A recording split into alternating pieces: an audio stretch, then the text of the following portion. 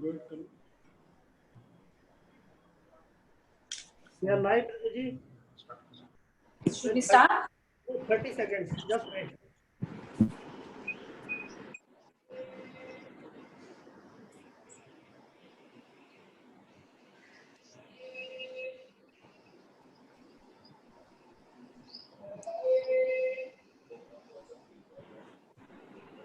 जी नमस्कार। हाँ जी, क्या हाल है नीरज जी? ठीक हैं? और रवि जी कैसे हो? ठीक हो? बस ठीक है, बिल्कुल ठीक है। थैंक यू भाई।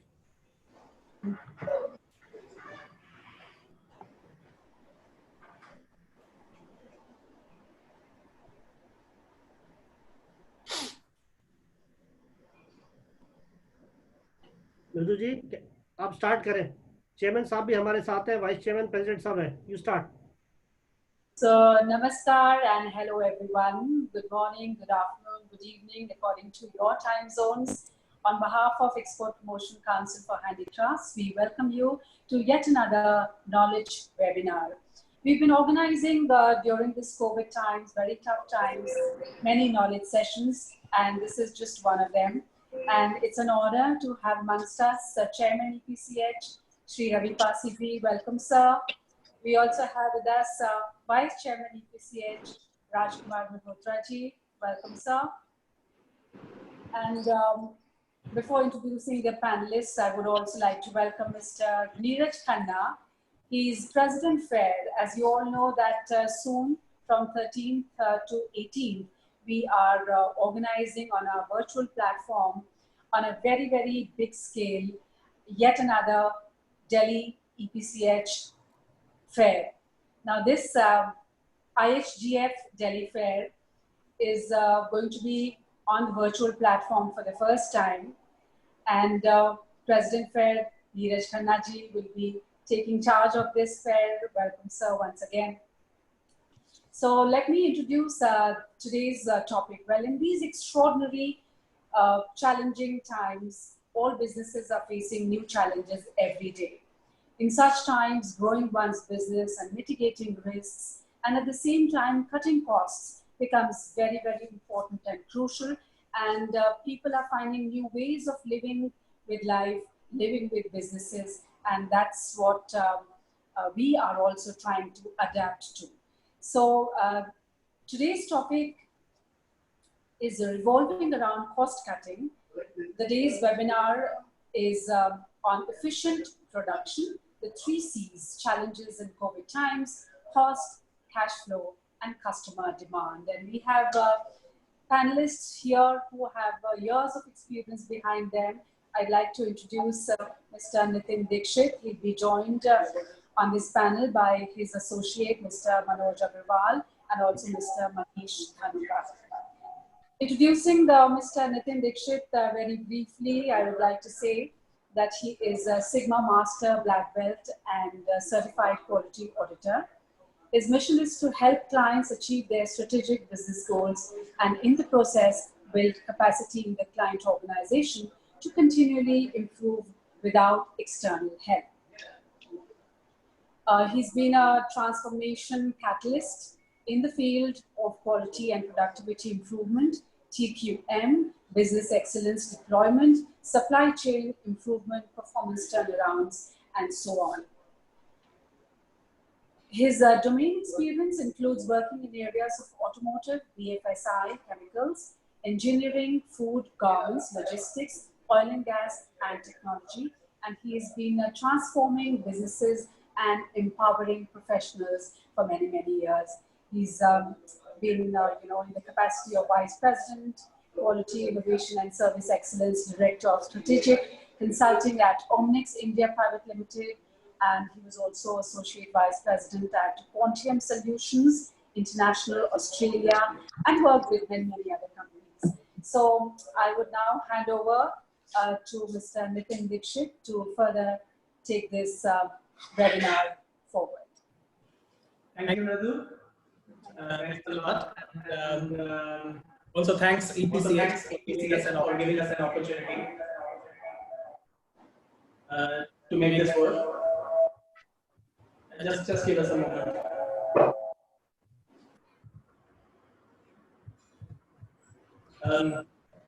There seems to be some echo that is there. It's gone now, so I guess that's fine.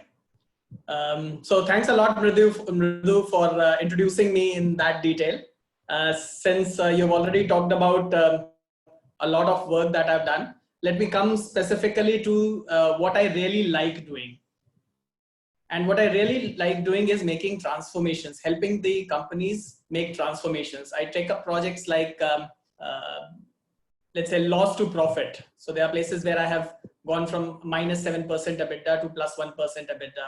Or it's about doubling the capacity without having any capital expenditure done. So those kind of business transformation projects is what I typically do. And in a wide variety of work that I have done, one thing, and even though I'm learning still, what I have really recognized is that irrespective of the industry, irrespective of what kind of business it is, there are specific principles which are important. If we follow those principles, nobody can stop us from making our business successful. And what I will be sharing with you guys today is some of those principles. So some of them I may have gathered from BFSI industry, some of them I would have gathered from oil and gas industry, some from manufacturing, but as a principle, they are applicable to all the different industries. So we'll focus on making this session useful and fruitful for you. Also, I understand that there is Q&A available. So as I share my presentation with you,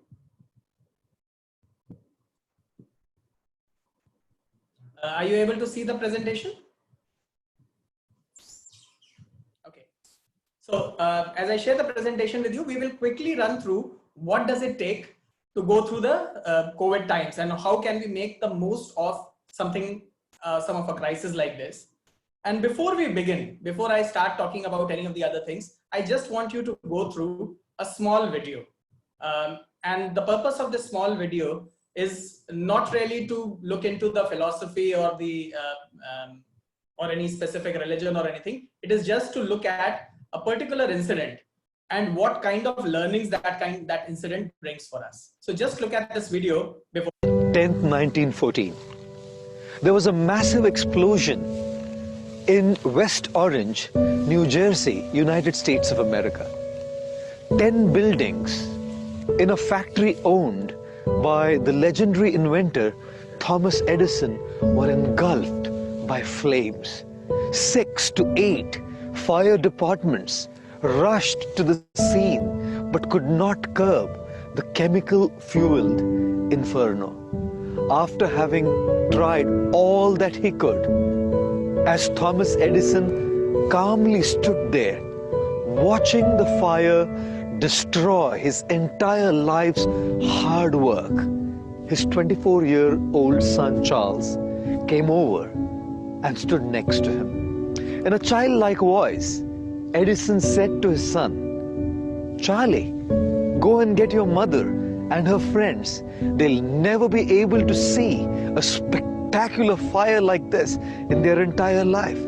Astonished and shocked by his father's response, Charles asked Thomas Edison, "Our entire factory is being burnt down to ashes, Dad."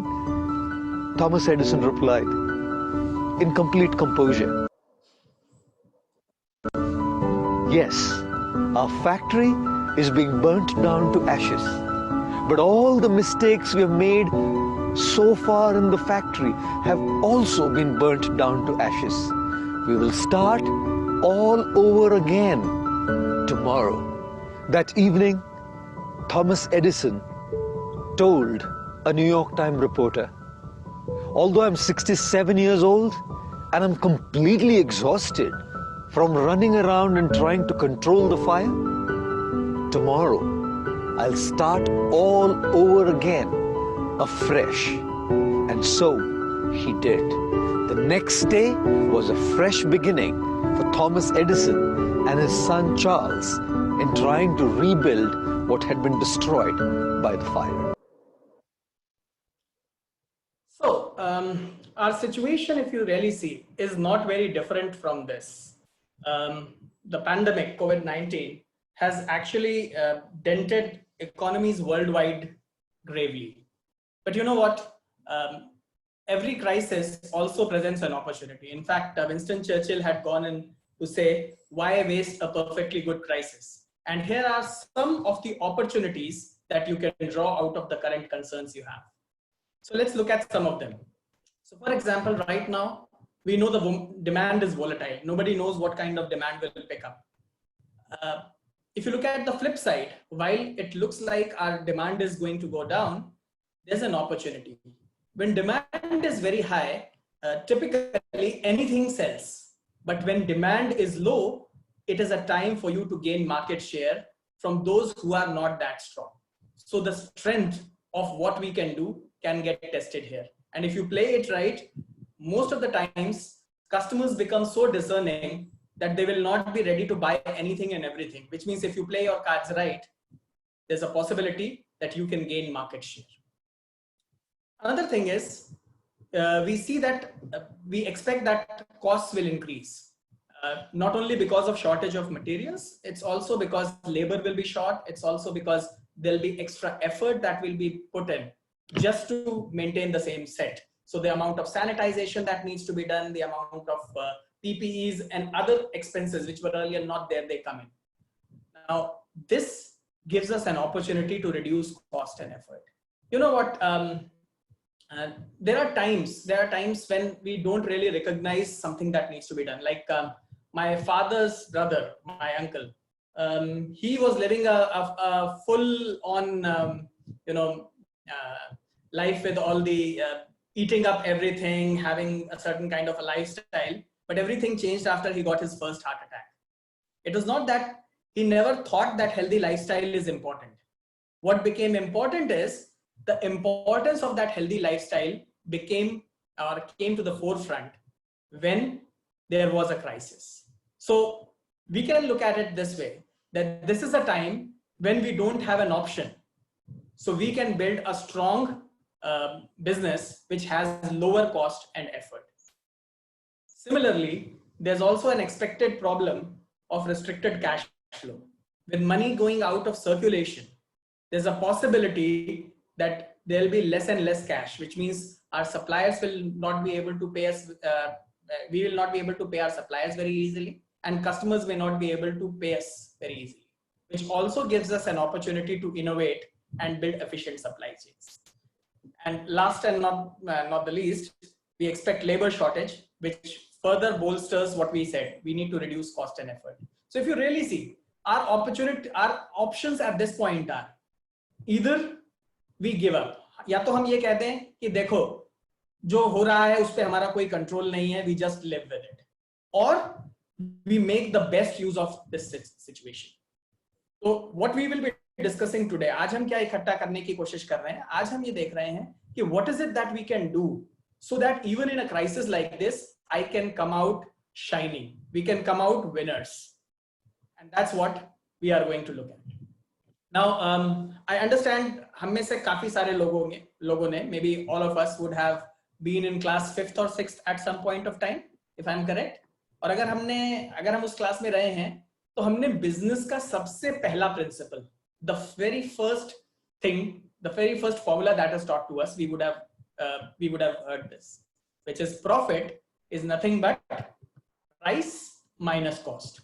इसको इस तरीके से लिखा जाता था, P is equal to SP minus CP. Profit is equal to selling price minus cost price. Now, this continues to be the fundamental of our business. If I have to grow profits, I have two things that I have to look at. Price. Now, the price is something that is not in our control really. It's in the control of customer. So if you really see, what we need to control here is customer demand. If we work on demand well, if we capture the demand well, we will be able to really increase our prices. You would have seen, even if you go to buy a shirt, for some particular shirt, you are ready to give a higher price compared to the other shirt. even though they might serve the same purpose, but you are still ready to give more value or more money. So if we work on the demand right, we can increase the price fast. And then when you look at cost, obviously the operation cost, the OPEX is one part of it. But एक part ऐसा है जो इसमें miss हो जाता है. Many a times we miss out one part which we don't take into consideration. ये business चलाने के लिए हमको कैपिटल चाहिए होती है और वो कैपिटल बोरो करके हम उसके ऊपर इंटरेस्ट पे कर रहे होते हैं. So not only is there an operational cost, there is also the cost of capital which occurs to us as cash flow. So if we really want to run a profitable business, these are the three things that we need to focus on: demand, cost, and cash flow. Now, what I am going to tell hereafter is not rocket science. ये बहुत simple चीज है और ऐसा भी नहीं है ये कोविड की वजह से हम इसके बारे में बात कर रहे हैं. ये ऐसी चीजें हैं, ये हमेशा से थी. It is just that कि अभी तक हम इन पे ध्यान इतना नहीं दे रहे थे, बट अभी ये हमारे लिए बहुत इंपॉर्टेंट हो गई है. If we don't work on these three areas, life can get very, very tough. So either we call it a problem or we call it an opportunity. We at BizCraft, we call it an opportunity, and we will move on as to how to harness this opportunity. So let us look at all of them one at a time. सबसे पहले हम customer demand को देखते हैं. Now you would know कि जब when the demand is high and the supply is less, तो कुछ भी बिकता है. इसका मतलब है लोग कुछ भी लेने को तैयार होते हैं, कुछ भी चीजें ले जाते हैं. That is the normal situation. But when the demand is not very high, then people start picking कि उनको क्या खरीदना है, क्या नहीं खरीदना है. This is also the opportunity for us to decide कि हम अपनी demand को कैसे manage करेंगे. और इसके लिए हम 3 सवाल पूछते हैं. There are 3 questions that we want to answer here. First one is, who is our customer? कौन है जिसको हम बेचना चाहते हैं? अगर हमने हर किसी को बेचने की कोशिश करी तो सबकी रिक्वायरमेंट्स अलग अलग होंगी और हमारे पास बहुत ऐसी चीजें इकट्ठी हो जाएंगी जो बिक नहीं रही होंगी. सेकेंड क्वेश्चन इज, जिसको हम बेचना चाहते हैं उसको क्या चाहिए? और तीसरी है, जो हम बेच रहे हैं वो बाकी और भी तो लोग बेच रहे हैं, तो वो मुझसे ही मटेरियल क्यों खरीदेगा? एज अ बिजनेस अगर हम ये 3 चीजें आंसर करने में सक्सेसफुल हो जाते हैं, we will be able to run fast and make our customer demand good for us again. और इन 3 चीजों को हम कहते हैं, पहला है customer segmentation. It is very important to figure out कि हम किस कस्टमर को केटर करना चाहते हैं. जैसा मैंने कहा, if you want to be good for everybody, you might end up not pleasing anybody. वो लोग जो सबको खुश करना चाहते हैं, कभी कभी वो सबको खुश तो नहीं कर पाते हैं, इनफैक्ट ज्यादा लोगों को दुखी कर लेते हैं. सो पहली चीज इसमें देखनी है, आपका जो कस्टमर सेगमेंट है वो शार्पली टारगेटेड होने चाहिए. शार्पली टारगेटेड का मतलब है जिनकी एक ही तरह की रिक्वायरमेंट है, जिनका टेस्ट एक तरह का है. बिकॉज तब क्या होगा, जब आप एक ही तरीके का टेस्ट केटर कर रहे होगे तो आपके पास चांस ज्यादा होगा कि आप उनकी नीड्स को फुलफिल कर सको. लेकिन जस्ट बिकॉज वो टेस्ट आपको मिल गया है कि आप किसको केटर कर रहे हो, इसका ये मतलब नहीं है कि वो हमेशा सही है. आपको ये भी देखना होगा कि क्या वो आपको पैसे देगा. उस टेस्ट का इकोनॉमिक स्केल आपको सूट करता है या नहीं सूट करता है. आप उसमें उस टेस्ट में बेच करके आप अपना पैसा रिकवर कर पाओगे या नहीं. और तीसरा पार्ट है, आज तो रिकवर कर लोगे, पर आज जो कैपेबिलिटी बिल्ड करोगे उसका फ्यूचर में यूज होगा या नहीं, तो उसका ग्रोथ पोटेंशियल कितना है. इसकी हम डिटेल्स में नहीं जाएंगे, हम ज्यादा फोकस अपने कॉस्ट एरिया पे करेंगे. But it is important that you keep this in mind. ये इसलिए बहुत इंपॉर्टेंट है क्योंकि जो आपका कस्टमर सेगमेंट होता है उसके बेसिस पे आपका प्रोडक्ट पोर्टफोलियो डिसाइड होता है. प्रोडक्ट पोर्टफोलियो में क्या आता है, आप कौन कौन से किस तरह के प्रोडक्ट रखोगे, और इसमें आप देखते हो आपको कितनी वैरायटी चाहिए, क्या प्राइसिंग चाहिए, और आप कैसे सर्विस करोगे.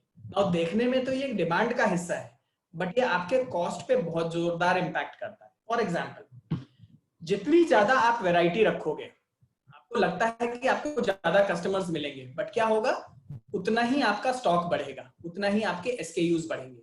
So what will happen if you keep too much variety? Then you will end up blocking money, you will end up blocking cash flow. And जब आप बहुत वैरायटी रखते हो तो एक प्रोडक्ट का स्केल भी कम हो जाता है, तो जो आपको इकोनॉमीज ऑफ स्केल मिलनी है वो भी नहीं मिलती है, तो जो कॉस्टिंग है वो भी आपके लिए बढ़ जाती है. तो इट इज इंपॉर्टेंट कि जब आप ये सेट कर रहे हो कि आपको डिमांड कहां से जनरेट करनी है, तो आप अपना प्रोडक्ट पोर्टफोलियो देखो. अगर आप बहुत छोटा प्रोडक्ट पोर्टफोलियो रखोगे तो ऑब्वियसली सेल नहीं होगी, बिकॉज कस्टमर को वो नहीं मिलेगा जो उसको चाहिए। लेकिन अगर आपने बहुत बड़ा प्रोडक्ट पोर्टफोलियो रख लिया तो you will be saddled with a lot of inventory. आपने कई बार देखा होगा that you end up with obsolete inventory, जिसको हम सेकंड्स में या हाई डिस्काउंट देकर के हमको निकालना पड़ता है। ये सारी चीजें ना सिर्फ हमारा कैश ब्लॉक करती हैं, they also reduce the amount of return that is there. So ये severely damage करती हैं हमारी profitability. But final piece is the most important, और यही आज का main topic है। जब हमको मिल गया कि हम किसको और क्या देना चाहते हैं, तो सबसे बड़ा क्वेश्चन है why will that person buy from me rather than from my competitor? And this is the value proposition.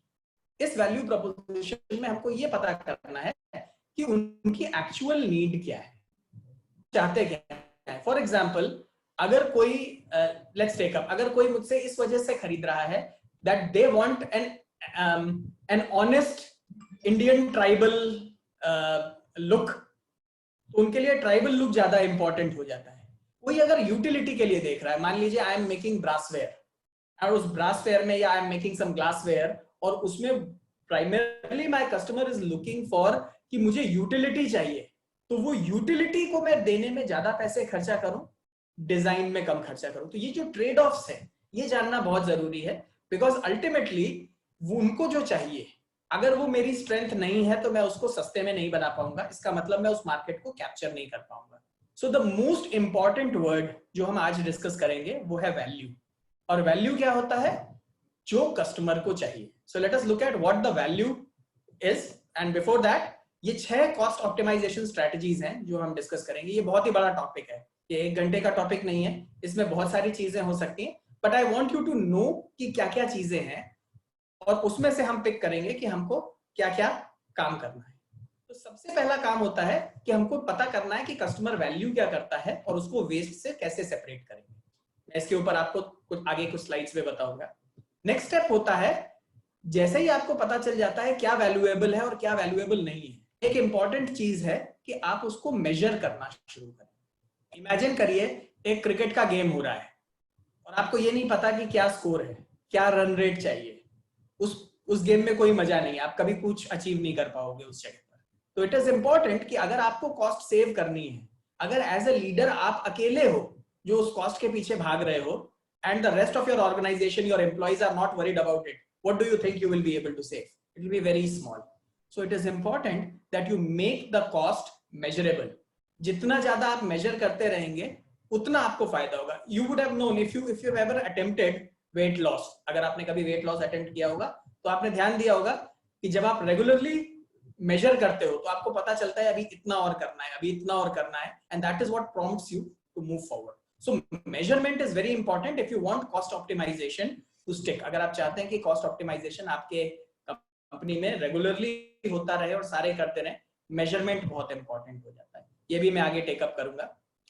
इसके बाद ये है कि जस्ट बिकॉज मैंने वेस्ट देख लिया, इसका ये मतलब नहीं है कि मेरा काम हो गया। वेस्ट देखने का मतलब है मुझे बीमारी पता चल गई, लेकिन वो बीमारी जब तक मुझे ये नहीं पता चलेगा कि वो क्यों हुई है, वो कौन से कंस्ट्रेंट्स हैं जिनकी वजह से ये बीमारी हुई है, तब तक मैं इसके ऊपर काम नहीं कर पाऊंगा। इसको इस तरीके से देखिए कि कोई भी अपने घर से ये सोच करके नहीं निकलता है कि आज मैं अपना काम खराब करूंगा, ऐसा कभी नहीं होता है। लेकिन क्या होता है, रास्ते में कुछ कंस्ट्रेंट्स आ जाते हैं कि जिस चीजों को हम बदल नहीं सकते, तो क्या होता है, लोग उसका ऑल्टरनेट तरीका निकाल लेते हैं। जैसे मुझे मालूम है कि मैं भेज नहीं सकता, मैं एक छोटा सा कंस्ट्रेंट बताता हूँ। मुझे मालूम है कि अगर मुझे इंडिया से साउथ अफ्रीका कंसाइनमेंट भेजना है तो मेरे पास कंस्ट्रेंट आ गया कि मैं अगर छोटा छोटा करके एक एक पीस भेजूंगा तो वो बहुत एक्सपेंसिव होगा। तो मैंने उसका ट्रेड ऑफ क्या किया, मैंने उसका ट्रेड ऑफ कर लिया कि मैं एक बड़ा कंटेनर स्टफ करके भेजूंगा, और क्योंकि मैं बड़ा कंटेनर स्टफ करके भेज रहा हूं तो मेरे पास इन्वेंट्री भी इकट्ठा होती जाएगी। जैसे जैसे मेरे पास इन्वेंट्री इकट्ठा होती जाएगी, मुझे उस इन्वेंट्री को रखने के लिए स्पेस भी चाहिए, मैं उस पर खर्चा भी करूंगा, इन्वेंट्री के लिए कैश फ्लो मेरा ब्लॉक होगा, there will be a lot of things that will happen. Now देखने में लगता है कि ये कंस्ट्रेंट तोड़ा नहीं जा सकता, this is constraint that will continue to remain. But अगर हम थोड़ा इनोवेटिवली सोचिए, हम जैसे ईपीसीएच की बात कर रहे हैं, अगर हमारे पास हम एक ज्वाइंट फैसिलिटी बना ले which is transportation to certain focus countries, I'm just giving an example, मैं ये नहीं कह रहा हूँ कि आप आज से शुरू कर सकते हो। तो ऐसा हो सकता था कि जैसे जैसे एक कंटेनर लोड अलग अलग प्रोड्यूसर्स से इकट्ठा होता जाए, हम उस कंट्री में भेजते जाए. There is a possibility. I'm not saying that you do it right now, but that is how we need to think.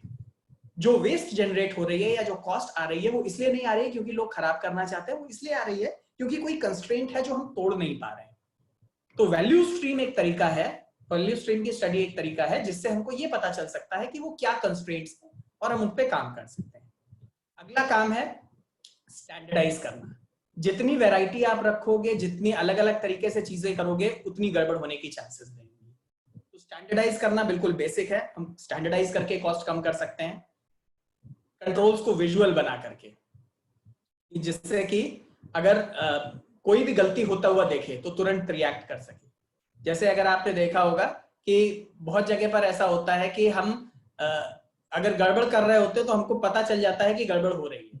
एक एग्जांपल आप देखेंगे, आप ऑनलाइन फॉर्म फिल कर रहे हैं और एक स्टार मार्क फील्ड है.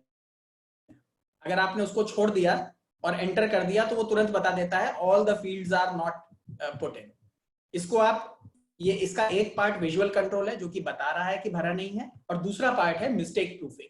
मिस्टेक प्रूफिंग मतलब हमने गलती होने से ही रोक दिया, अब ये गलती हो ही नहीं सकती. फॉर एग्जाम्पल, कभी आप अपना सिम कार्ड देखें तो वो इस तरीके से कटा होता है कि वो सिम कार्ड फोन में एक ही तरह से जा सकता है, अलग तरह से जा ही नहीं सकता. ये चीजें हैं जो मिस्टेक प्रूफिंग है. तो इसमें से पहली 3 चीजों को मैं डिटेल में आज टेकअप करूंगा, बाकी आपके इंफॉर्मेशन के लिए है जिसको आप यूज कर सकते हैं. बट वैल्यू को देखने का जो तरीका है, विच मीन्स वैल्यू को वेस्ट से अलग देखना, उसका मेजरमेंट करना, और ये देखना कि ये जो वेस्ट आ रही है ये किन कंस्ट्रेंट्स की वजह से आ रही है. ये 3 चीजें हम प्राइमरली फोकस करेंगे आज के सेशन में. तो सबसे पहले देखते हैं वैल्यू और वेस्ट क्या है. डेफिनेशन से शुरू करते हैं. वैल्यू की डेफिनेशन है what customer needs and is willing to pay for. वो चीजें जो कस्टमर को चाहिए और वो उसके पैसे देने को तैयार है. फॉर एग्जाम्पल, मुझे मर्सिडीज चाहिए हो सकती है, लेकिन अगर मैं उसके लिए पैसे देने को नहीं तैयार हूं तो वो मेरे लिए वैल्यूएबल नहीं है. यही वजह है कि मर्सिडीज, हमको मालूम है कि हाई क्वालिटी गाड़ी होते हुए भी मारुति सुजुकी ऑल्टो ज्यादा बिकती है. क्यों? क्योंकि वो वैल्यू डिलीवर करती है, what customer needs and what they are willing to pay for. अगर हम देखें हमको कैसे पता चलेगा कि कोई एक्टिविटी वैल्यू एडेड है या नहीं, तो पहली चीज है प्रोडक्ट में कुछ चेंज होना चाहिए. अगर मैंने प्रोडक्ट को ऐसे का ऐसा ही उठा करके दे दिया, जैसे ट्रेडिंग, उसमें कोई वैल्यू चेंज हुई नहीं, मैंने एक जगह से उठा करके दूसरी जगह को दे दिया.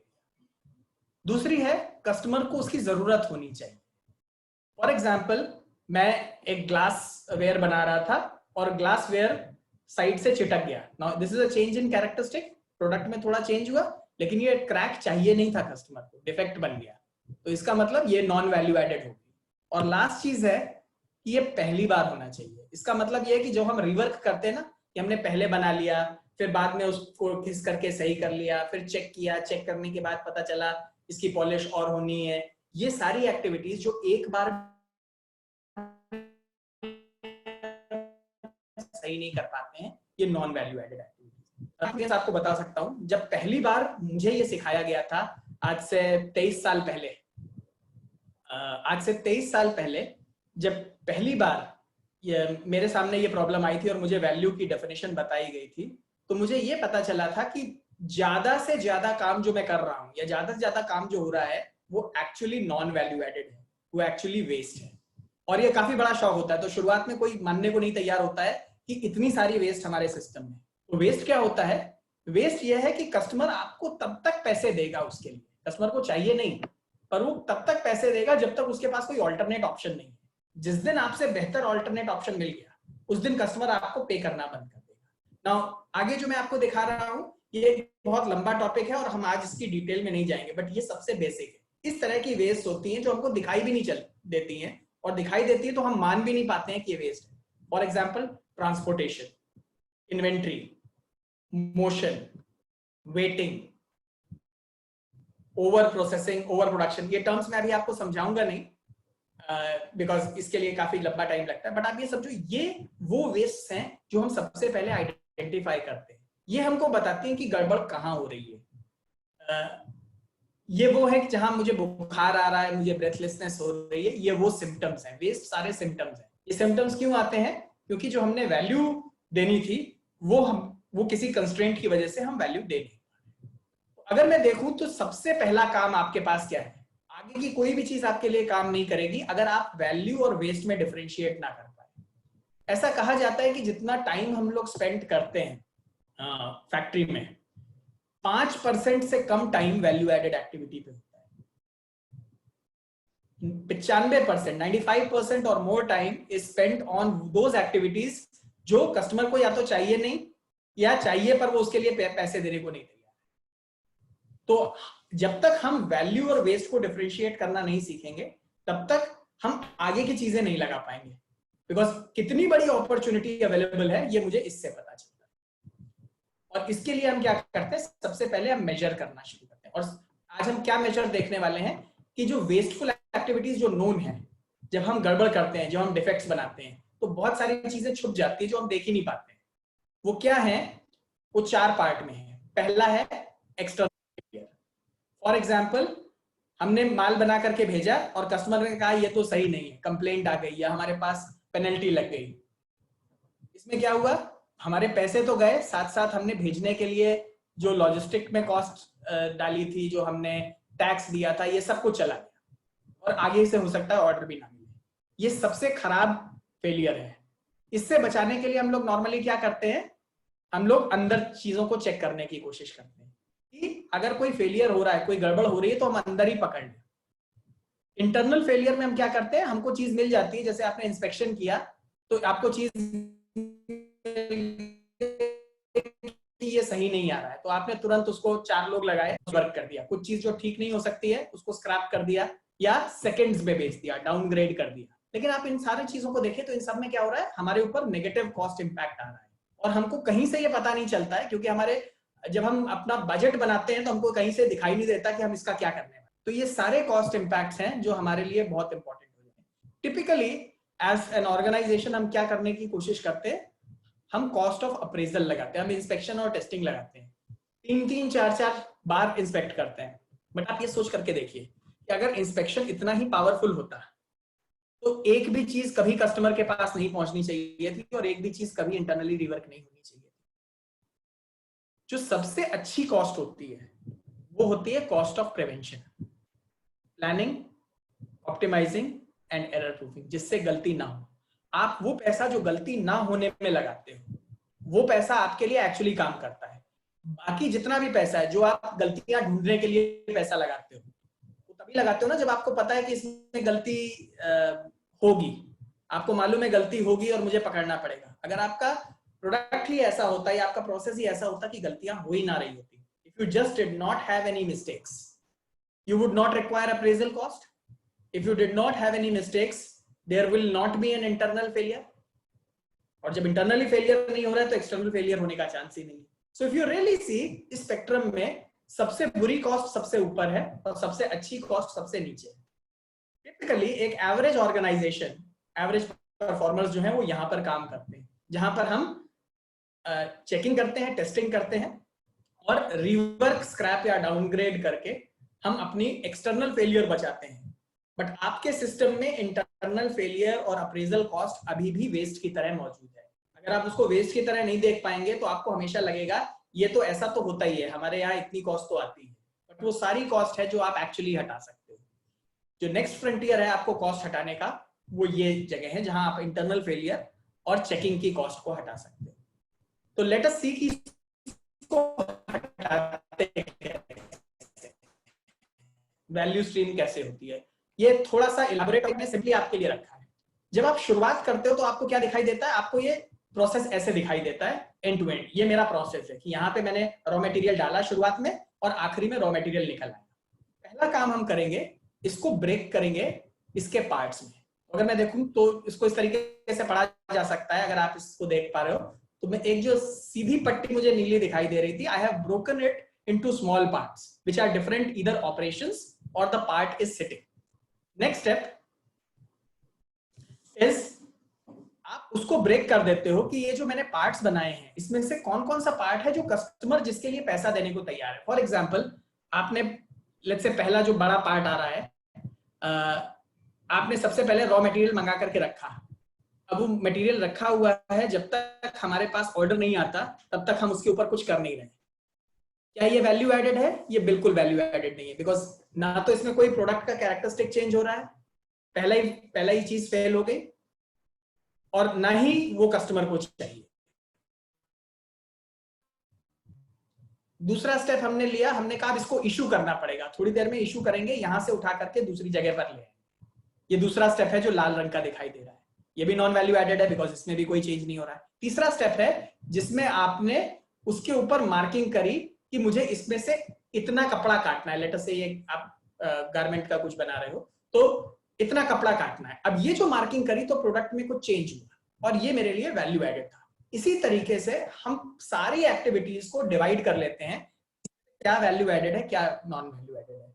जब आप टिपिकली इसको देखना सीखोगे तो आपको पता चलेगा कि एक्चुअली वैल्यू एडेड बहुत थोड़ा होता है। ज्यादातर चीजें ऐसी होती है जो कस्टमर पे करने को तैयार नहीं होता। ऑब्वियसली नेक्स्ट स्टेप क्या होगा, आपको पता करना है कि इसके कंस्ट्रेंट्स क्या हैं, हम क्यों ये रख रहे हैं, क्यों इतना माल रख रहे हैं, क्यों यहां से वहां ले जाने की हमको जरूरत पड़ रही है।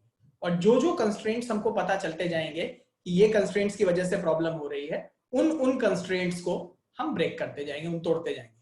जब हम कंस्ट्रेंट्स को ब्रेक कर देंगे तो अगर आप देखें तो क्या होगा, वो स्टेप्स हट जाएंगे। जैसे ही हमारे स्टेप्स हटते हैं इसका मतलब क्या बन रहा है हमारे लिए, हमको वो एक्टिविटी करनी नहीं है। तो उसके लिए जो लोग लगे थे वो बच रहे हैं, उसके लिए जो हमने अपने प्लांट में, अपने वर्क प्लेस पे जो जगह अगर जगह है तो उस या नहीं मैं उसको और प्रोडक्शन उसमें से निकाल सकता हूँ। तो ये पॉसिबिलिटी है मेरे पास। टाइम बच रहा है, बहुत इंपॉर्टेंट फैक्टर। अगर आप देखो तो क्या होता है, अगर वो एक्टिविटी करने में आप टाइम नहीं स्पेंड करते तो आपका टाइम बचता। तो एक्चुअली जो आपकी बची हुई वैल्यू स्ट्रीम है वो क्या हो जाती, वो छोटी हो जाती। अभी यहाँ पे मैं मान के चला हूं, यहाँ पे कुछ चीजें हैं जिनको मैं हटा पाया।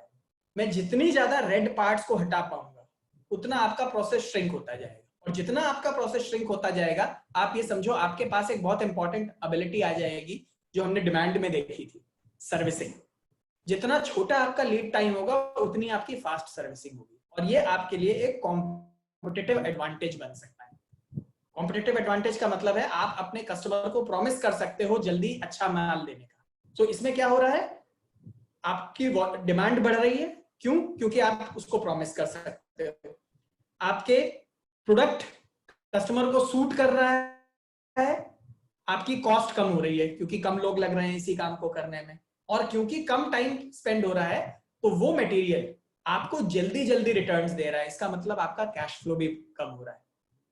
जिस तरीके से हम देखते हैं, अगर आप अपनी वैल्यू स्ट्रीम को सही से समझ करके उसके ऊपर काम करना शुरू कर दो तो ये जो आपके तीनों चैलेंजेस हैं कोविड के, या कोविड ना भी होता, जो तीनों बिजनेस के चैलेंजेस हैं, which is customer demand, cost और cash flow, just by studying the value stream, breaking the constraints, you will be able to do a much more efficient job.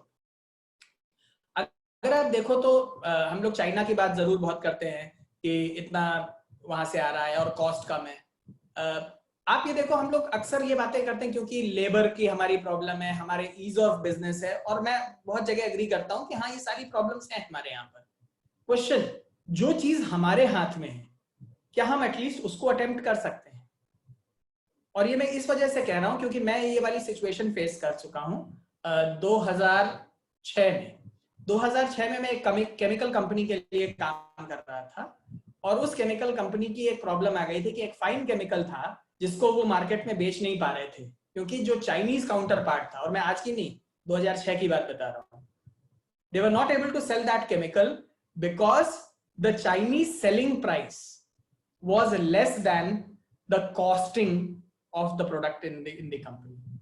तो कंपनी को जितना वो कॉस्ट कर रहा था उससे कम में चाइना सेल कर रहा था, और हमने यही चीज एग्जैक्टली यही चीज लगाई, ये देखते हुए कि कहां पर, क्योंकि केमिकल्स है, पावर इंटेंसिव है, हमने देखा कहां कहां पावर हो रही है और कहां कहां नॉन वैल्यू एडेड है। हमको ये पता चला कि जो उनका लास्ट स्टेप था जहां पर वो एक्सट्रैक्शन कर रहे थे केमिकल का, वो एफिशिएंटली नहीं चल रहा था, वो 3 साइकिल्स में चल रहा था। जैसे ही हम उसको 3 साइकिल से हटा करके 2 साइकिल में ले आए, कॉस्ट 40% ड्रॉप हो गई और वॉल्यूम एकदम से राइज। तो मेरा आपको इन्विटेशन ये है कि that we can keep on saying कि ये प्रॉब्लम है, वो प्रॉब्लम है, एटलीस्ट जो हम एज अ बिजनेस ओनर हम जो प्रॉब्लम एड्रेस कर सकते हैं पहले हम वो एड्रेस कर लें, फिर हम बाकी जगह पर जाकर के बात करें, बिकॉज इसके लिए तो कोई और ब्लेम करने वाला नहीं है, ये तो हम ही को करना है. So let us do our work. That is one of the most important things that we need to work. Then there are other things जिसमें मैं बहुत ज्यादा डिटेल में जाऊंगा नहीं, बट वो है स्टैंडर्डाइज. काम कैसे होना है, चेक कैसे होना है, और अगर गड़बड़ हो जाए तो क्या करना है. ये है वर्क स्टैंडर्ड और रिएक्शन प्लान. 5S ये मेरे लिए मुझे बहुत प्यारा है, क्योंकि ये एक बहुत इंपॉर्टेंट काम करता है. स्टडीज ये बताती हैं एक पर्सन का 5 से 15% टाइम चीजों को ढूंढने में जाता है, just to search for things, कि चीज कहाँ रखी है. सिर्फ ढूंढने में 5 से 15%, डिपेंडिंग ऑन किस तरीके का सेटअप है, 5 से 15% टाइम सिर्फ चीजें ढूंढने में जाता है. 5S मुझे क्या हेल्प करता है, the time spent in searching, उसको कम करता है. बहुत बार जिन लोगों को पता होगा 5S क्या होता है, जापानीज टर्म है, लोगों को लगता है ये हाउसकीपिंग है, ये सफाई का काम है. ये एक्चुअली सफाई का काम नहीं है, ये प्रोडक्टिविटी इंप्रूवमेंट का काम है, चीजों को स्टैंडर्ड कर देने से. एक छोटा सा एग्जांपल मैं बताता हूँ. आप घर के अंदर घुसे, आपने चाबी कहीं पर रख दी, जब दोबारा आप कार लेकर के निकले तो आपको टाइम लगता है वो चाबी ढूंढने में. आप क्या तरीका इस्तेमाल करते हो, आपने एक जगह बना दी चाबी की, कि जब भी आप घर के अंदर घुसोगे चाबी को वहीं डालोगे. जैसे ही आप ये काम करते हो, जैसे ही आपने अपने वर्क प्लेस को स्टैंडर्डाइज कर दिया, तो आपका जो सर्चिंग का टाइम था वो कम हो गया. तो 5S को उस नजर से देखना है, जो लोग जानते हैं 5S के बारे में. वंस अगेन ये छोटा सेशन है, मैं यहाँ पर आपको बहुत सारे टूल्स की डिटेल्स नहीं दूंगा, मैं आपको सिर्फ इंट्रोड्यूस कर रहा हूँ कि कैसे कैसे आप अपने कॉस्ट को कम कर सकते हो. एंड फाइनली, जैसा मैंने बताया, विजुअल कंट्रोल्स और मिस्टेक प्रूफिंग. तो अगर मैं ये 6 कॉस्ट ऑप्टिमाइजेशन स्ट्रैटेजी देखूं तो ये मेरे कॉस्ट पे काम करती है. बट जैसा आपने देखा, ऐसा नहीं है कि कोई स्ट्रैटेजी सिर्फ कॉस्ट पे काम करती है. फॉर एग्जांपल, वैल्यू स्ट्रीम को जब आप स्टडी करते हो तो ना सिर्फ वो कॉस्ट पे काम करती है, वो आपकी डिमांड को बढ़ाने में भी काम कर सकती है.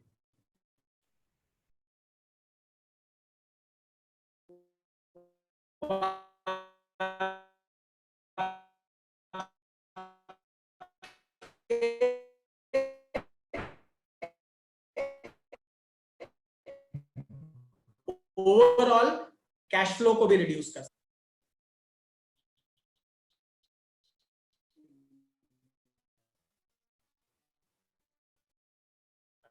स्क्रीन नहीं आ रही है?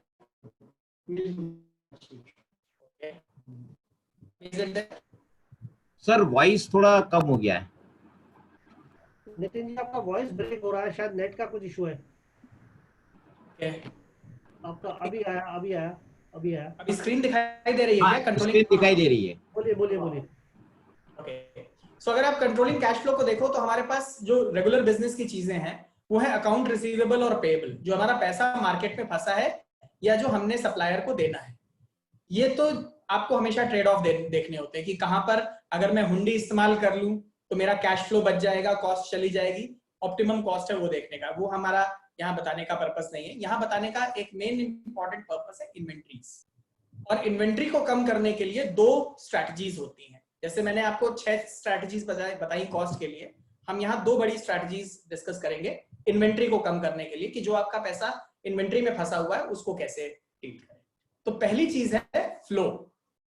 फ्लो का मतलब है कि जब आप का पार्ट बन रहा है, आप चीज बना रहे हो और उस प्रोडक्ट के ऊपर आप वैल्यू कुछ ऐड नहीं कर रहे हो, प्रोडक्ट बैठा हुआ है, वही इन्वेंट्री है. एक स्टेज से दूसरे स्टेज के बीच में बैठा हुआ है, किसी के इंस्पेक्शन का इंतजार कर रहा है, इंस्पेक्शन के बाद रीवर्क का इंतजार कर रहा है. अगर आप देखो तो जहां जहां पर ये बैठा हुआ है आपका माल, वो सब जगह पर आप पैसा, तो कैपिटल के लिए तो आप पैसा पे ही कर रहे हो, इंटरेस्ट पे ही कर रहे हो, जगह के लिए पैसा दे रहे हो, लोगों के लिए पैसा दे रहे हो. तो पहला काम है कि अगर हम इसको फ्लो करें, अलग अलग जगह बनाने के बजाय अगर हम फ्लो करें. फॉर एग्जांपल, एक टिपिकल केस देखें अगर आप कि कैसे फ्लो करता है, तो पता चला पहले 2 दिन तक मटेरियल रखा रहा, फिर उसकी जो पहली कटाई छटाई करनी थी वो मैंने 11 मिनट में कर. उसके बाद दूसरी मशीन पे दूसरी शॉप में जाना था, लेट अस से मैं इसको फर्नीचर मान के चलता हूँ, तो कटिंग हो गई लकड़ी की 11 मिनट में. अब जो दूसरी मेरी शॉप है जहां पर चीजें इकट्ठा होकर के नेल होकर के बननी है, वहां के लिए वेट कर रही हैं उस शॉप वाले जब लोग फ्री होंगे। तो 2 दिन वो बैठा रहा, उसके बाद जाकर के वो नेलिंग टुगेदर हो गई। फिर वो बैठा रहा वार्निश के लिए।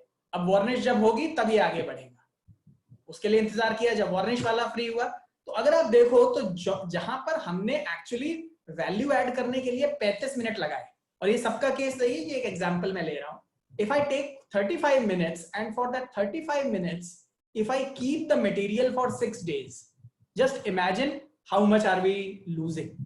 अगर यही 6 दिन का काम अगर मैं 1 दिन में कर पाता तो मेरा फ्लो बहुत तेजी से बढ़ जाता, और जैसे ही मेरा फ्लो तेजी से बढ़ता, I would be able to have less cash flow because inventory मुझे रखनी नहीं है, माल आता जाएगा और बाहर होता जाएगा, इनपुट आता जाएगा और बाहर होता जाएगा, तो मेरी जो इन्वेंट्री कैरिंग कॉस्ट है वो कम हो जाएगी। बट वहीं पर आते हैं कि कोई भी ये सोच करके नहीं आता कि आज मुझे इन्वेंट्री बढ़ानी है, तो इन्वेंट्री क्यों बढ़ जाती है? अगर आप देखो, ये कुछ कारण है। फॉर एग्जांपल फंक्शनल लेआउट, जब मैं फ्लो के हिसाब से लेआउट नहीं बनाता हूं, मेरे अलग अलग सेक्शन होते हैं। ये मेरा कटिंग सेक्शन है, ये मेरा शेपिंग सेक्शन है, एक तरीके की मशीन एक जगह रखी हुई, तो क्या होता है, हमेशा बैच में चलता है मटेरियल, और जब भी मटेरियल बैच में चलता है, बैच का मतलब है मटेरियल रुका रहेगा। तो इसके लिए हमारे पास कुछ तरीके होते हैं जो कि मैं आपको बताऊंगा। बट क्यों होता है? बहुत बार फंक्शनल लेआउट की वजह से मटेरियल रुका रहता है। लाइन बैलेंसिंग नहीं होती है, एक ऑपरेटर ने जल्दी काम कर लिया, दूसरे वाले ने अभी तक खाली नहीं हुआ है, तो ऑपरेटर खाली हो गया, उसने ज्यादा बना करके रख लिया, अब इसमें लाइन इम्बैलेंस हो जाती है, लाइन पे रख नहीं सकते हो, उसको हटा करके दूसरी जगह ले आना है, तो अब देखो क्या हो गया, लाने ले जाने का ऑपरेशन बढ़ गया एंड साथ साथ इन्वेंट्री बढ़ गई। So these are line balancing issues. Then there could be a bottleneck operation,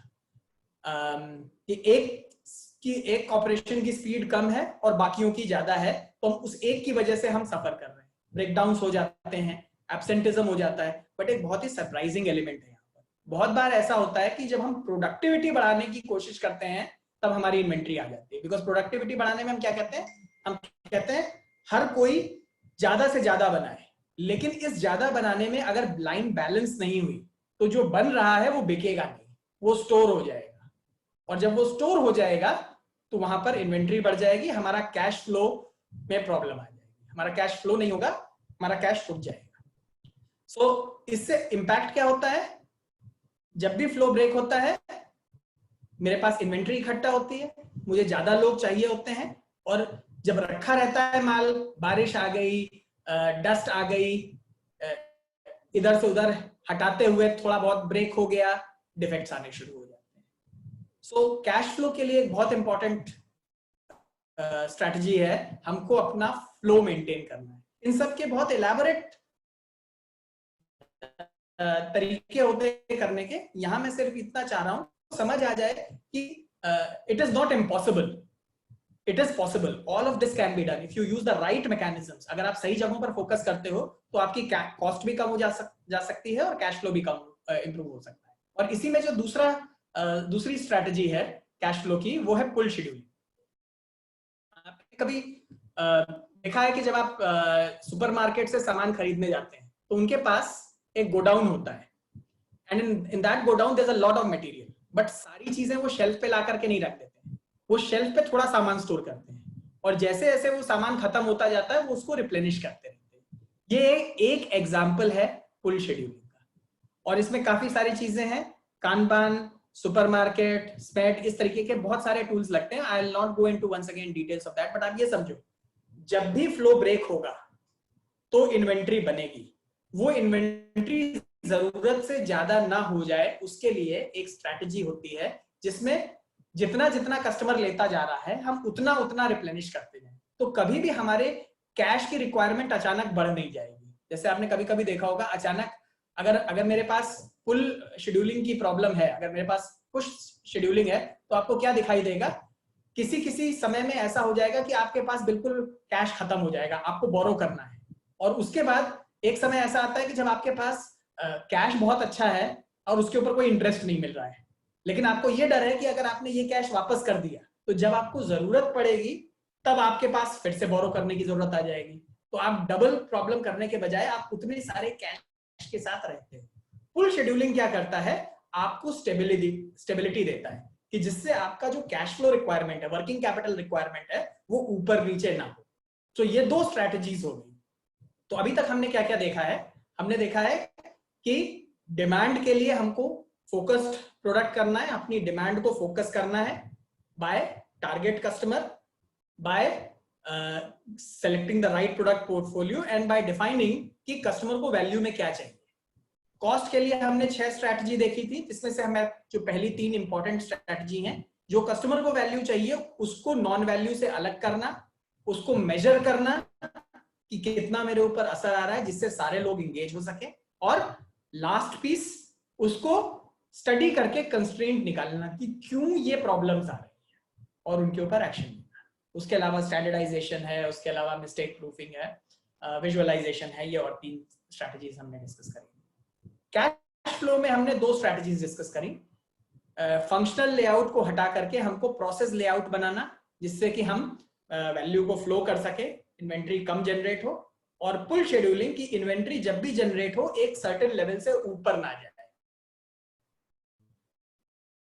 तो पुल फ्लो क्या करता है? इन्वेंट्री को कम करता है, और पुल इन्वेंट्री को मेंटेन करता है, जिससे कि आपका फ्लक्चुएशन ना आए, आपके पास जो डेड पैसा पड़ा रहता है वर्किंग कैपिटल का, वो ना आए, वो फ्लक्चुएशन आपका मिनिमाइज करने की बात करता है। अगर मैं इसको सारे को इकट्ठा कर दूं कि इस सब का मतलब क्या है, कि आपको आगे कैसे बढ़ना है, तो बड़े सिंपली ये 8 स्टेप्स हैं जिस तरीके से आप आगे बढ़ सकते हो। सबसे पहला काम, आप ये डिसाइड करो what is your value proposition. Remember, who, what, why. What is your value proposition? अगर आप ऐसे मार्केट में हो जहां पर कॉस्ट सेंसिटिव है और कॉस्ट आपकी स्ट्रेंथ नहीं है, तो आप हमेशा उसमें मार खाओगे। जिसको डिजाइन चाहिए, यूनिक डिजाइन चाहिए, उसको अगर आप कॉस्ट का प्रोपोजिशन दोगे तो क्या होगा? गड़बड़ हो जाएगी। आपको मैं एग्जांपल देता हूं, अगर आप रिलेट कर पाओ। कुछ समय पहले की बात है, जेट एयरवेज का वैल्यू प्रोपोजिशन था कि वो आपको हाई क्लास फ्लाइंग दे रहा है। लो कॉस्ट एयरलाइंस के आने के बाद उन्होंने सबके लिए सब कुछ करने की कोशिश करी। उन्होंने कहा हम हाई भी देंगे, लो भी देंगे। एक स्ट्रक्चर में दोनों देना पॉसिबल नहीं था, went out of business.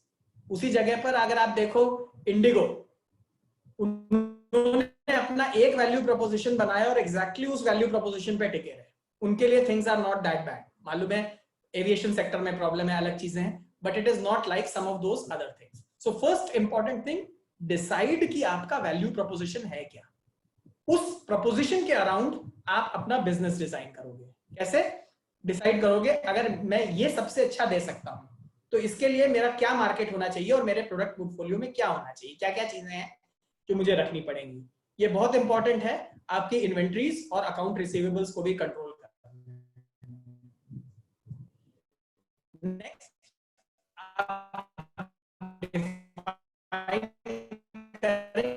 Customer को स्पेसिफिक वैल्यू क्या चाहिए। कहता है कॉस्ट ऑफ पुअर क्वालिटी का, जिसमें हम देखते हैं कि जब हम सही चीज नहीं करते, जब हम कोई भी गड़बड़ करते हैं, जब हम एक बार में चीज सही नहीं बना पाते, एक बार में क्वालिटी सही नहीं आती है, तो किस किस तरीके की कॉस्ट आती है जो हमको दिखाई भी नहीं देती। Next one is identify and break the constraints in value stream.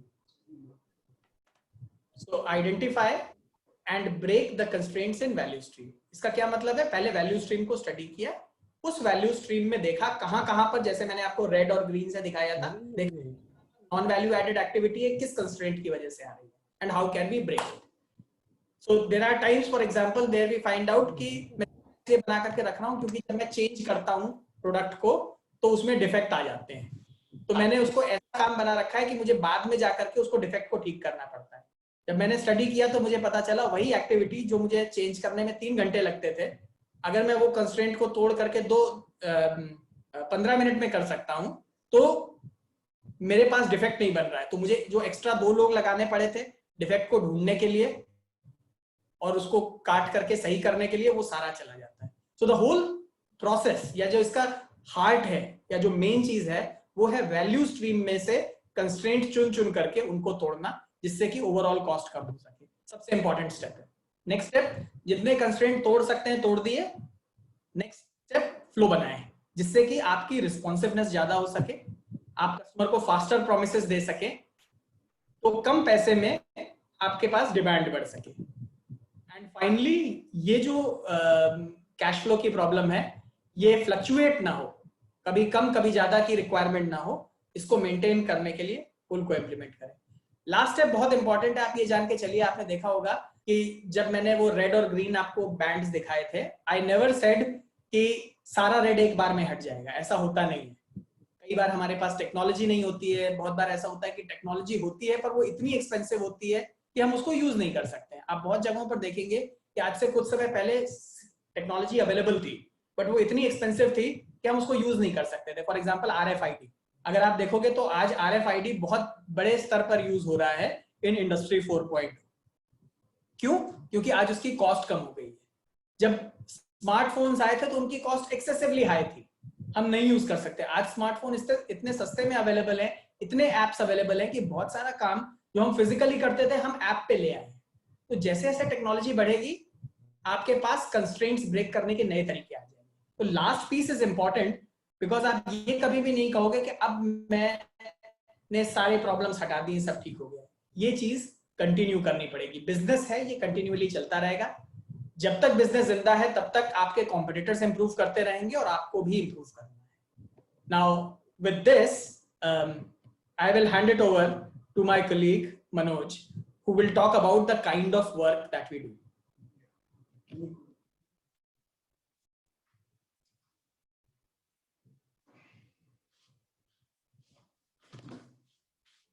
Yeah, thank you, Nitin ji.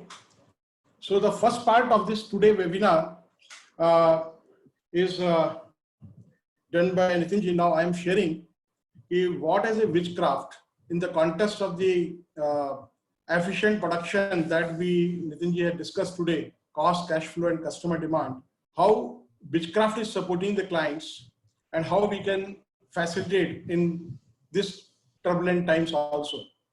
So if we see in the first slide, we are not going slide by slide. As we are saying, already Nitin ji has shared, we have worked with the clients where we are converted into the loss to the profit making units, inventory reductions by 1/3, 2 times capacity with the zero investment in the capex. And the most important part, if any business owners or entrepreneur is ready with identified value, what the value they are expecting, Witchcraft is ready here to support them. If we see our geographical footprint, we have been supporting industries almost in the 10 countries. As a transformation model, we are believing to the 4 pillars of the transformation: the strategy, people, process, and technology. It's quite a detailed one, but as a just today introductory, we are just focusing on this, where we are talking, and especially for the MSMEs, like how much we can assure to the MSME in this time period where they are worried about the cost also, cash flow also, and demand also. Witchcraft is always supporting them with a guaranteed ROI of 3 to 4 times return.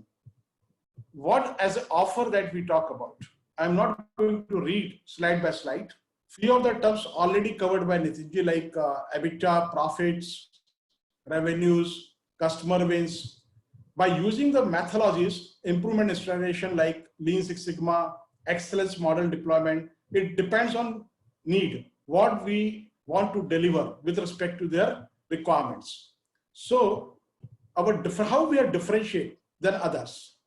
That is the most important part, is hands-on executions. We always work on the practical results on the shop floor, less believing in the training programs, classroom training programs. We don't fix a methodology, fixed methodology.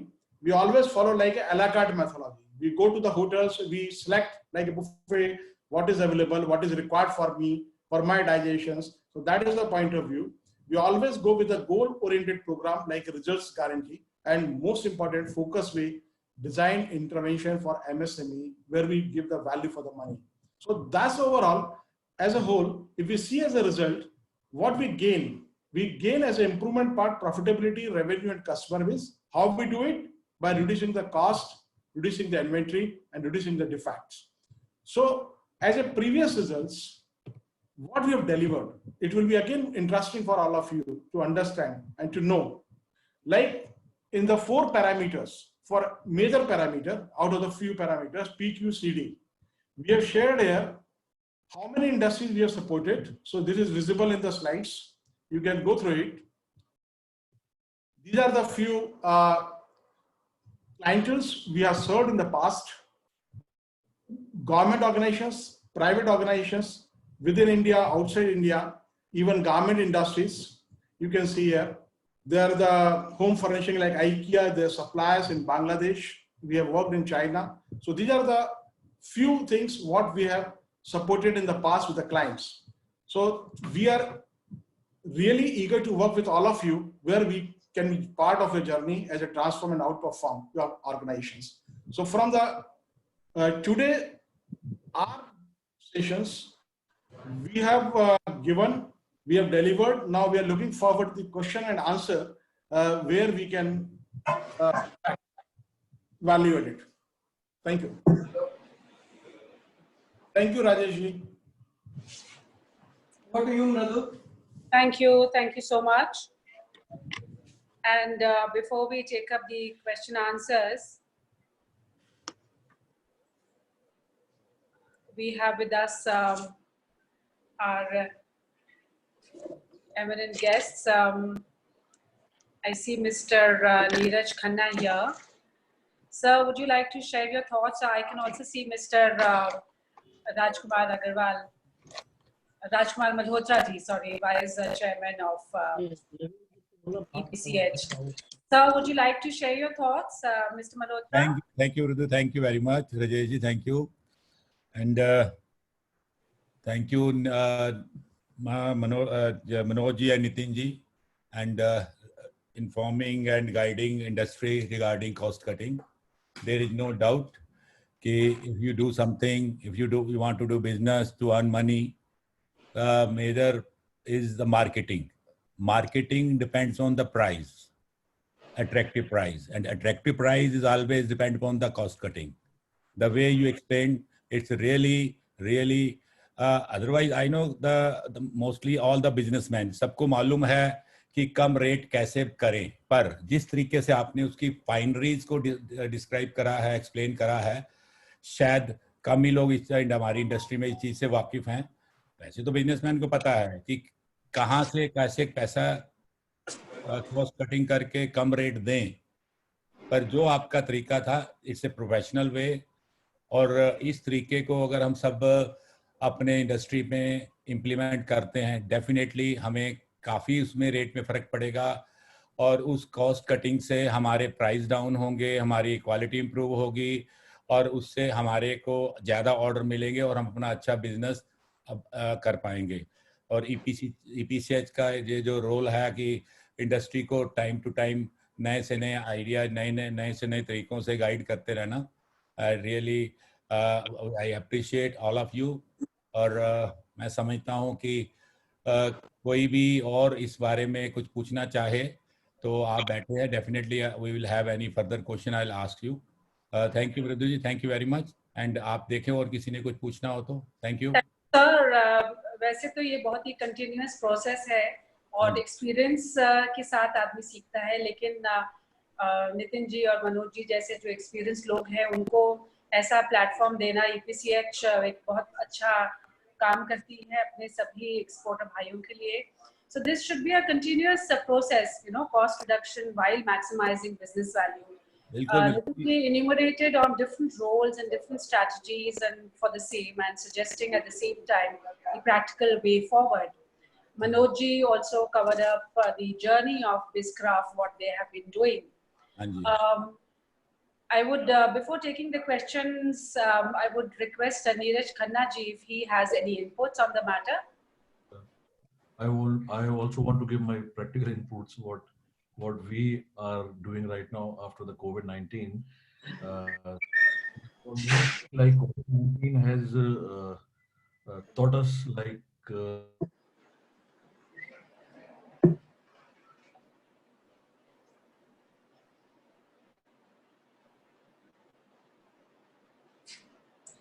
I think there's some problem, the video and the audio has got stuck. Neeraj ji,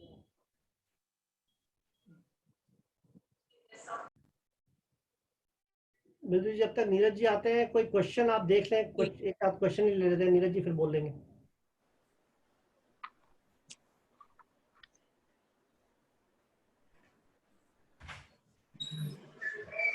तो लोगों ने नितिन जी और मनोज जी के जो mobile हैं और contacts उनके लिए रिक्वेस्ट किया है।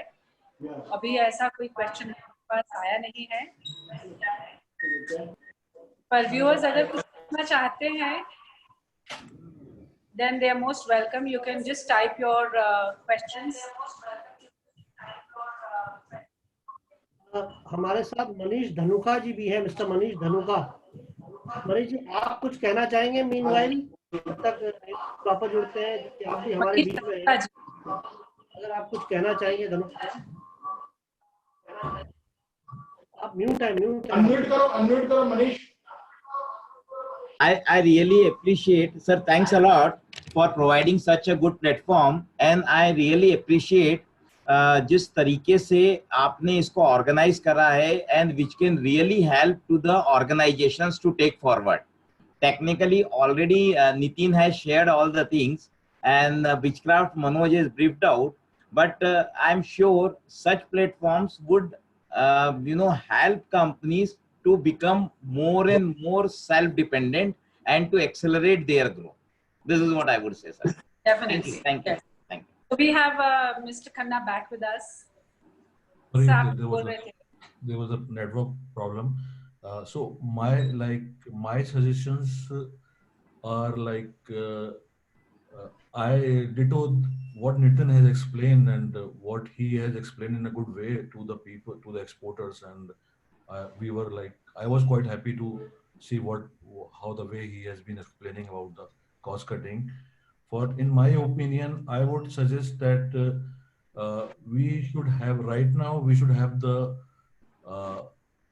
persons in the factory for the multiple use. Like multiple use peoples are very important. Like we should have a one person should do different of work, so we save a lot of money by cost cutting. And the second thing is we should adopt pooling of the work. That is the most important. By pooling, we do a lot of cost cutting. And the third is we should increase the production capacity. How we can increase the production capacity? We have to be more into the technology. Right now, we especially in Moradabad, we do a lot of handicraft work, and the supply chain is based on so many of people's. So we have to be more into technology. We have to use more and more technology. As we increase the capacity of the technology, we will definitely increase the production capacity. And if the production capacity is increased, we will cut down the cost. And we should take this COVID as a very positive, not as a negative. And hopefully we will learn a lot of things. And I should thanks EPCH also to organize such seminars, and even the exporters are very happy to know many good things, and we learn a lot of things from this webinars. Thank you so much, everybody. Thank you, Rawat ji. Thank you, Malhotra ji. Thank you, Mridu ji, Manish ji, Manoj ji, Nitin ji. Thank you so much. So thank you, Mr. Khanna. I believe the presentation itself was so comprehensive that we don't have any queries from the people who attended this. And it was great having you talk about cost cutting and how to increase the business value. Thank you so much once again to all our panelists, to Vice Chairman Malhotra ji, to Mr. Khanna. On behalf of EPH, it was a pleasure having you all here. Thank you so much. Thank you. Thank you. Thank you. Thank you very much, sir. Thank you. For this opportunity. Thank you. Thank you. Thank you. Thank you, Rajesh ji, especially for you. Thank you, sir. Thank you. Thank you. Yeah. Leave कर दे.